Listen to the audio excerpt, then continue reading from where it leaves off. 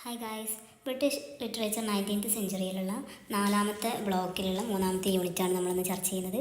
Christina Rossetti എന്ന ഒരു പോയറ്റിൻ്റെ ഒരു പോയം ആണ് ഈ ഒരു യൂണിറ്റിൽ നമുക്ക് ചർച്ച ചെയ്യാനുള്ളത്.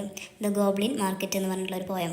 സോ അതിനു മുമ്പ് നമുക്ക് ക്രിസ്റ്റീന റോസറ്റിയെ കുറിച്ചിട്ട് ചെറിയൊരു വിവരണം നമുക്ക് നോക്കാം. 1830 ജനിച്ച് 1894 വരെയായിരുന്നു അവരുടെ ഒരു ലൈഫ് സ്പാൻ എന്ന് പറയുന്നത്. She was the greatest female poet of the Victorian age. ആ കാലഘട്ടത്തിൽ ഏറ്റവും ഒരു ഇമ്പോർട്ടൻ്റ് ആയിട്ടുള്ളൊരു ഫീമെയിൽ റൈറ്ററാണ് നമ്മുടെ ക്രിസ്റ്റീന റോസറ്റി എന്ന് പറയുന്ന ഒരു റൈറ്റർ. അതുപോലെ തന്നെ അവരുടെ ഒരു സ്റ്റൈല് ലിറിക്കലായിട്ടുള്ള ഒരു ഇമോഷണൽ ആയിട്ടുള്ള ഒരു പോയറ്റുകളാണ് അധികം നമുക്ക് കാണാൻ പറ്റുന്നത്. അതുപോലെ ഒരു ബലാഡ് സ്റ്റൈലിലാണ് ഈ ഒരു പോയം രചിച്ചത്. ഒരു നറേറ്റീവ് പോയം എന്നൊക്കെ പറയാം. നമുക്ക് ഒരു സ്റ്റോറി പറയുന്നത് ആ ഒരു രീതിയിലാണ് ഒരു പോയം ഉള്ളത്.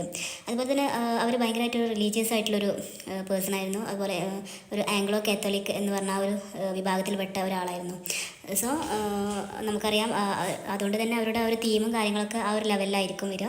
ഫെയ്ത്തിനെ കുറിച്ചിട്ട്, റിലീജിയനെ കുറിച്ചിട്ട്, ലവിനെ കുറിച്ചിട്ട്, ഡെത്തിനെ കുറിച്ചിട്ട്, ആ ഒരു മോർട്ടാലിറ്റിയെ കുറിച്ചിട്ട്, വിമണിനെ കുറിച്ചിട്ട്, ഇങ്ങനത്തെ സംഭവങ്ങളൊക്കെയാണ് അവരുടെ ആ ഒരു തീം പോയിംസിൽ അധികം നമുക്ക് കാണാൻ പറ്റുന്നത്. പിന്നെ നേച്ചറായിട്ട് ഭയങ്കരമായിട്ട് ഒരു കണക്ഷൻ അവരുടെ വർക്കിൽ നമുക്ക് കാണാൻ പറ്റും. ഇപ്പോൾ ഇത്രയൊക്കെയാണ് അവരെ കുറിച്ചിട്ട് പറയാനാണെങ്കിൽ നമുക്ക് ഗോബ്ലിൻ മാർക്കറ്റ് എന്ന് പറയുന്ന ആ ഒരു പോയത്തിലേക്ക് കടക്കാം. It's A beautiful poem. നമുക്കൊരു ഫാൻറ്റസി സ്റ്റോറിയൊക്കെ പോലെ ഇങ്ങനെ വെറുതെ ഇങ്ങനെ കേട്ടിരിക്കാനൊക്കെ ഭയങ്കര ഇൻട്രസ്റ്റിംഗ് ആയിട്ടുള്ളൊരു സ്റ്റോറിയാണ്. സോ നമുക്ക് ഞാൻ പറഞ്ഞാൽ ഇതൊരു നരേറ്റീവ് പോയമാണ്. ഒരു ബലാഡ് ആ രീതിയിലാണിത് രചിച്ചിട്ടുള്ളത്. സോ നമുക്ക് ഡയറക്റ്റായിട്ട് സ്റ്റോറിയിലോട്ട് പോകാം. 1862 ഈ ഒരു സ്റ്റോറി പബ്ലിഷ് ചെയ്യുന്നത്. ഇതിലുള്ള ഈ ഒരു ഗോബ്ലിൻ മാർക്കറ്റ് എന്ന് പറയുന്ന ഈ പോയത്തിലെ മെയിൻ കഥാപാത്രങ്ങളാണ് ലോറ ആൻഡ് ലിസി. ഇവർ രണ്ടുപേരുമാണ് ഈ ഒരു പോയത്തിലെ മെയിൻ കഥാപാത്രങ്ങൾ. രണ്ട് സഹോദരിമാരാണ്. അതിൽ ലോറയാണ് മൂത്ത സഹോദരി, ലിസിയാണ് ഇളയ സഹോദരി. പക്ഷേ ഒരു സ്വഭാവത്തിൻ്റെ അടിസ്ഥാനത്തിൽ ലോറ ഭയങ്കര ആരെന്തു പറഞ്ഞാലും ഒരു വീഴുന്നൊരു സ്വഭാവക്കാരിയായിരുന്നു ലോറ. പക്ഷേ ലിസി എന്ന് പറഞ്ഞാൽ ഭയങ്കര ഒരു വിവേക ബുദ്ധിയുള്ള ഒരു പെൺകുട്ടിയായിരുന്നു ലിസി എന്ന് പറയുന്നത്. സോ ഈ ഒരു പോയം സ്റ്റാർട്ട് ചെയ്യുന്നത് അവർ രണ്ടുപേരും മനോഹരമായിട്ടുള്ള അവർ വെള്ളം എടുക്കാൻ വേണ്ടിയിട്ട് അരുവിയിലോട്ട് പുറപ്പെടുകയാണ്. അവർ രണ്ടുപേരും അരുവിയിലോട്ട് പുറപ്പെട്ട് അവിടുന്ന് വെള്ളം കോരി കൊണ്ടുവരാനാണ് ചെയ്യാറ്. സോ അങ്ങനെ പോകുമ്പം അവർ ഗോബ്ലിൻസിൻ്റെ ശബ്ദം കേൾക്കാനിടയായി. ഭയങ്കര വിചിത്രമായ രീതിയിൽ, ഒരു കരയുന്ന രീതിയിൽ, ആളുകളെ പ്രലോഭിക്കുന്ന രീതിയിൽ ഒക്കെയാണ് അവരുടെ ശബ്ദങ്ങൾ ഇങ്ങനെ കേൾക്കുന്നത്. അവർ പകുതി മനുഷ്യന്മാരുടെ രൂപത്തിലും പകുതി മൃഗങ്ങളുടെ രൂപത്തിലും സാദൃശ്യമുള്ള ആളുകളാണ് ഈ ഗോബ്ലിൻസ് എന്ന് പറയുന്ന ആളുകൾ. സോ അവരുടെ ആ ശബ്ദം, അവരുടെ അവരുടെ അടുത്തുള്ള ഫ്രൂട്ട്സുകൾ വാങ്ങാൻ വേണ്ടിയിട്ട് ആളുകളെ വിളിച്ച് അവരങ്ങോട്ട് എത്തിക്കുകയാണ് അവർ ചെയ്യുന്നത്. വന്ന് കഴിച്ചോളൂ, മനോഹരമായിട്ടുള്ള പഴങ്ങളാണ്, എവിടെയും കാണാത്ത പഴങ്ങളാണ് എന്നൊക്കെ പറഞ്ഞ ആളുകളെ ആ ഒരു ഫ്രൂട്ട്സിലേക്ക് അത് വാങ്ങാൻ വേണ്ടിയിട്ട് പ്രലോഭിപ്പിക്കുകയാണ് ചെയ്യുന്നത്. പക്ഷേ അത് കേൾക്കുമ്പോൾ തന്നെ ലിസിക്ക് പേടിയാവുന്നുണ്ട്. അവൾ ലോറയോട് പറയുന്നുണ്ട്, നീ ഒരിക്കലും ഇതുപോലുള്ള ചതിയിലൊന്നും വീഴാൻ പാടില്ല. ഇത് കഴിച്ച ഒരു പെൺകുട്ടി, ജീനി എന്ന് പറയുന്ന ഒരു പെൺകുട്ടി, അത് കഴിച്ചിട്ട് അത് കിട്ടാതായിട്ട് പിന്നെ മരണപ്പെട്ടിട്ടുണ്ടെന്നുള്ള വിവരങ്ങളൊക്കെ അഡ്വൈസായിട്ട് ലോറയോട് പറഞ്ഞു കൊടുക്കുന്നുണ്ടെങ്കിൽ പോലും ലോറയുടെ ആ ഒരു സ്വഭാവം വെച്ച് അവൾക്ക് അത് ടേസ്റ്റ് ചെയ്യാനുള്ള ഒരു ആഗ്രഹം കൂടി വരുന്ന ആ ഒരു ടൈമിൽ ലിസി അറിയാതെ ലോറ അവരുടെ അടുത്തേക്ക് പോവുകയാണ്. അങ്ങനെ അവർ ഗ്ലോബലിൻ ആളുകളുടെ അടുത്തെത്തി തനിക്ക് പഴം വേണമെന്ന് പറയുമ്പോൾ, പക്ഷേ തൻ്റെ കയ്യിൽ പണമില്ലാത്തതിനാൽ തൻ്റെ മുടി മുറിച്ച് കൊടുത്തിട്ടാണ് അവർ ആ പഴം കൊടുക്കുന്നത്.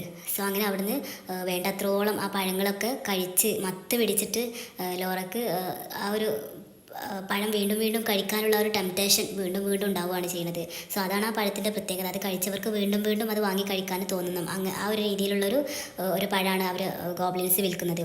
സോ അങ്ങനെ അവൾ ആ പഴത്തിൻ്റെ ഒരു വിത്തും കൊണ്ട് തൻ്റെ വീട്ടിലേക്ക് പോവുകയാണ്. പക്ഷേ വീട്ടിലെത്തിയിട്ടും ആ ഒരു പഴം കിട്ടാൻ വേണ്ടിയിട്ട് അവൾ അതിയായിട്ട് ആഗ്രഹിക്കുകയാണ്. പിറ്റേന്ന് രാവിലെ എണീക്കുമ്പോഴും അത് കിട്ടാൻ വേണ്ടിയിട്ട് ആഗ്രഹിക്കുകയാണ്. പക്ഷേ അവൾക്ക് അവരുടെ ശബ്ദങ്ങളൊന്നും കേൾക്കാൻ പറ്റുന്നില്ല. ലിസിക്ക് അവരുടെ ശബ്ദങ്ങൾ കേൾക്കാൻ പറ്റുന്നുണ്ടെങ്കിൽ പോലും ലോറയ്ക്ക് അവരുടെ ശബ്ദങ്ങൾ കേൾക്കാൻ പറ്റുന്നില്ല. ഇത് തന്നെയാണ് ഈ ഒരു പഴത്തിൻ്റെ ചതി എന്ന് പറയുന്നതും. അവരത് പിന്നീട് കഴിക്കണം എന്ന് ആഗ്രഹിക്കും, പക്ഷേ അവർക്കത് കാണാനും കഴിയില്ല, അവർക്കത് കിട്ടുകയുമില്ല. അങ്ങനെ അവർ ശരീരം ക്ഷീണിച്ച് അങ്ങനെ മരിച്ചു പോകേണ്ട ഒരു അവസ്ഥയാണ് ഈ ഒരു പഴം കഴിച്ചവർക്ക് പിന്നീട് സംഭവിക്കുന്നത് എന്നാണ് കവി പറയുന്നത്. സോ നമ്മുടെ ലോറയും അതേ ഒരു അവസ്ഥയിലായിട്ടുണ്ട്. ഭക്ഷണമൊന്നും കഴിക്കാതെ ഭയങ്കര ആയിട്ട് ക്ഷീണിച്ച ഒരു അവസ്ഥയിൽ ലോറയെ പിന്നീട് നമുക്ക് ഈ ഒരു കവിതയിൽ കാണാൻ പറ്റും. അങ്ങനെ അവൾ കൊണ്ടുവന്നൊരു വിത്ത് അവൾ കുഴിച്ചിട്ടിട്ടുണ്ടായിരുന്നു, പക്ഷെ അത് മുളച്ചിട്ടുമില്ല. അപ്പോൾ അവൾക്കാണെങ്കിൽ ആ പഴം കിട്ടായിട്ട് ഭയങ്കരമായിട്ട് ഇല്ല, ഒന്നും ചെയ്യാൻ പറ്റാത്തൊരവസ്ഥ ആ ഒരു രീതിയിൽ ആയിട്ടുണ്ട് ലോറ. സോ ലിസി തീരുമാനിക്കുകയാണ്, ആ ജീനി എന്ന് പറയുന്ന ഒരു പെൺകുട്ടിയുടെ സ്ഥിതി എൻ്റെ സഹോദരിക്കും വരും, പക്ഷേ ഒരിക്കലും അങ്ങനെ സംഭവിക്കാൻ പാടില്ല. എന്ത് വില കൊടുത്തും തൻ്റെ സഹോദരിയെ രക്ഷിക്കണം. അതിന് വീണ്ടും ആ ഗോബ്ലിൻ പഴങ്ങൾ വീണ്ടും അവൾക്ക് കൊടുക്കണം. സോ അതിനു വേണ്ടിയിട്ട് കുറച്ച് വെള്ളി നാണയങ്ങളും എടുത്തിട്ട് ലോറ ഗോബ്ലിൻസിൻ്റെ അടുത്ത് പോവുകയാണ്. അങ്ങനെ അവരോട് പറയുന്നു, എനിക്ക് പഴങ്ങൾ വേണമെന്ന് പറയുന്നു. അങ്ങനെ അവർ പഴങ്ങൾ കൊടുക്കുന്നു. അങ്ങനെ വെള്ളി നാണയങ്ങൾ കൊടുത്ത് പഴങ്ങൾ തിരിച്ച് വാങ്ങുന്നു. പക്ഷേ അവർ ലോറയെ ലിസിയെ വിടുന്നില്ല. ഇത് കഴിച്ചിട്ട് ഇവിടെ നിന്ന് പോകാൻ പറ്റുള്ളൂ എന്ന് പറഞ്ഞ് ഒരുപാട് ശകാരിക്കുന്നു. പക്ഷേ അവൾ ഒരിക്കലും അത് കഴിക്കാൻ കൂട്ടാക്കുന്നില്ല. അവർ കുറേ ബലമായിട്ട് നിലത്ത് അവളെ പിടിച്ച് ഇഴക്കുന്നുണ്ട്, നല്ലോണം ചവിട്ടുന്നുണ്ട്. ഗോബ്ലിൻസിന് ദേഷ്യം വന്ന് അവരുടെ ആ പഴങ്ങളൊക്കെ അവരുടെ വായിൽ തിരുകാൻ വേണ്ടിയിട്ട് അവർ നല്ലതുപോലെ ശ്രമിച്ചു.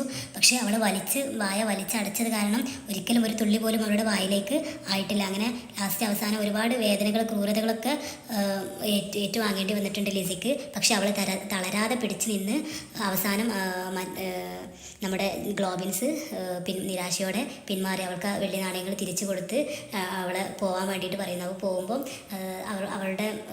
അവരുടെ കയ്യിലുള്ള ആ പഴങ്ങളൊക്കെ, അതിൻ്റെയൊക്കെ ഒരു ജ്യൂസ് അതൊക്കെ അവളുടെ ശരീരത്തിലോട്ട് എറിയുന്നുണ്ട്.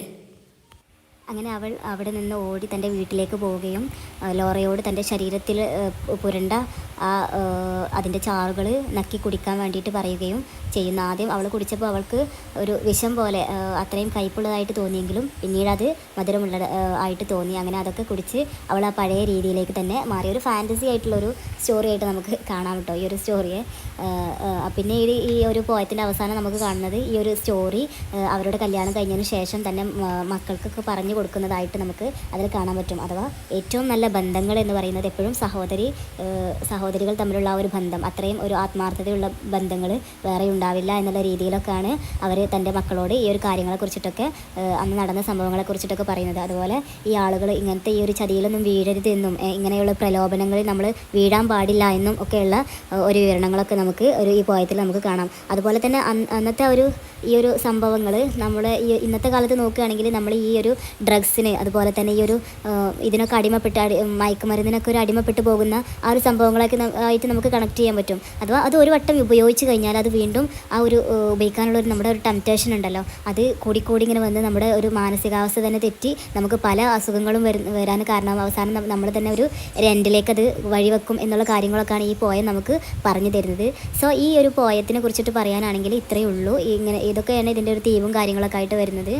സോ നമുക്കിനി അടുത്ത യൂണിറ്റ് വെച്ച് കാണാം. ബൈ. എല്ലാവരും സബ്സ്ക്രൈബ് ചെയ്ത് സപ്പോർട്ട് ചെയ്യണമെന്ന് പ്രത്യേകം അറിയിക്കുകയാണ്. നിങ്ങളൊക്കെ സപ്പോർട്ട് ഉണ്ടെങ്കിൽ മാത്രമേ നമുക്ക് ഇനിയും വീഡിയോസും കാര്യങ്ങളൊക്കെ അപ്ലോഡ് ചെയ്യാൻ പറ്റുള്ളൂ.